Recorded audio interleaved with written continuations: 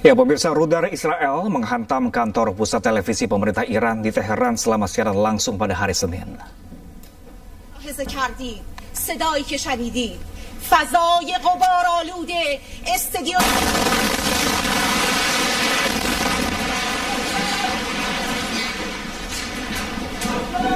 Ya, pemirsa, ini adalah detik-detik terjadinya serangan roket Israel saat membawa berita Sahar Emami bertugas. Beberapa anggota staf penyiaran Republik Islam Iran (IRIB) terluka dalam serangan itu. Serangan terjadi setelah IDF meluncurkan operasi Rising Lion pada Jumat dini hari yang menargetkan fasilitas nuklir Iran dan pejabat senior di garda revolusi.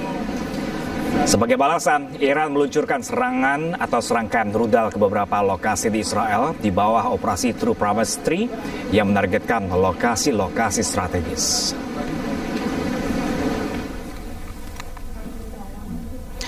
Kementerian Luar Negeri pemirsa mengungkapkan sejumlah warga negara Indonesia terjebak konflik Iran-Israel. WNI terjebak diantaranya peziarah di Israel dan jemaah haji. Pemerintah Indonesia terus memonitor situasi di Iran dan Israel, termasuk memantau kondisi warga negara Indonesia di kawasan yang sedang berkonflik tersebut. Direktur Perlindungan WNI dan Badan Hukum Indonesia Kemlu, Yuda Nugraha, beberapa WNI terjebak karena ditutupnya wilayah udara di Israel dan Iran. WNI yang terjebak merupakan peziarah dan jemaah haji yang jumlahnya 52 orang. Mereka kemudian mendapatkan pendampingan dari KBRI Amman, Yordania, dan KBRI Teheran, Iran. Dan pemirsa, untuk mengetahui informasi terkini pemirsa, kita sudah terhubung dengan Yuda Nugraha selaku Direktur Perlindungan WNI Kemenlu RI. Selamat siang Pak Yuda. Selamat siang Pak Pram. Ya, Pak Yuda, sejauh ini bagaimanakah kondisi para WNI yang saat ini masih terjebak di Iran di saat tengah konflik antara Iran dan juga Israel ini?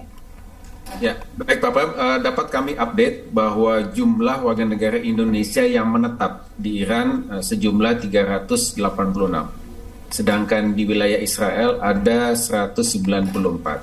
Di luar WNI yang menetap tersebut, kami juga mencatat adanya warga negara Indonesia yang melakukan kunjungan singkat, ya baik untuk tujuan ziarah ya maupun untuk tujuan yang lain.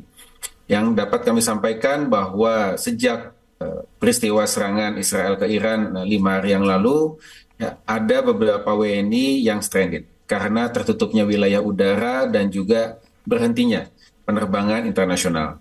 42 peziarah WNI yang datang ke Israel, ke Yerusalem, yang awalnya akan keluar melalui Bandara Ben Gurion Tel Aviv, karena tertutup, ya kita sudah bantu untuk bisa melintas masuk ke wilayah Yordania. Dan saat ini mereka sudah berada dengan aman di wilayah Kota Amman, sedang mencari penerbangan kembali ke Indonesia. Okay. Ada juga 8 jamaah WNI yang ada di Amman. Pada saat itu kita juga bantu, mereka ini adalah jamaah WNI yang tinggal menetap di Inggris. Yang mereka juga sudah kita bantu dan kemudian sudah mendapatkan penerbangan kembali ke UK. Okay. Kami juga mencatat ada 2 WNI peziarah juga yang peziarah di Kota Qom yang stranded di Teheran. Ya, saat ini juga sudah dibantu oleh KBRI Teheran. Oke, kalau komunikasi sejauh ini antara pemerintah Indonesia dengan warga negara Indonesia yang ada di Iran seperti apa, Pak Yuda? Apakah tidak terkendala?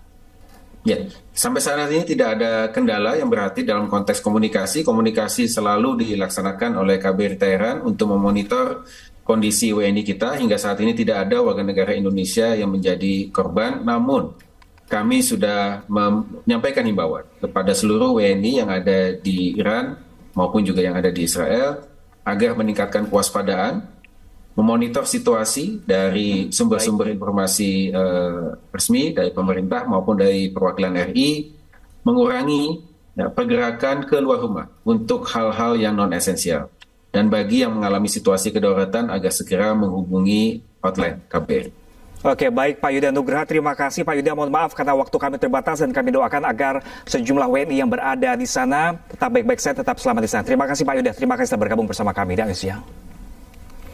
Pemirsa, sejumlah artis dan WNI yang ikut dalam rombongan Global Long March to Gaza mendapatkan intimidasi oleh polisi Mesir.